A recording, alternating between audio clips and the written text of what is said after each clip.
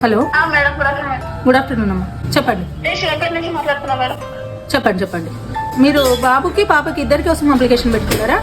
Madam వాళ్ళకు లేని పరిస్థితి మేడం. వాళ్ళ ఇక నేనే తీసుకొచ్చుకున్నా పిన్నిని అయితే నేను ఆహా. మా బాబు కూతురు అన్నట్టు.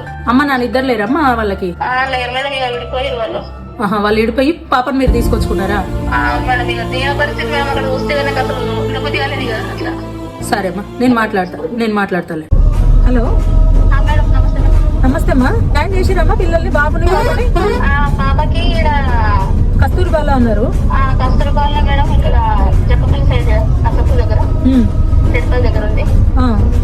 అది జంపపేట వెంకంపేట దగ్గర జంపపేట.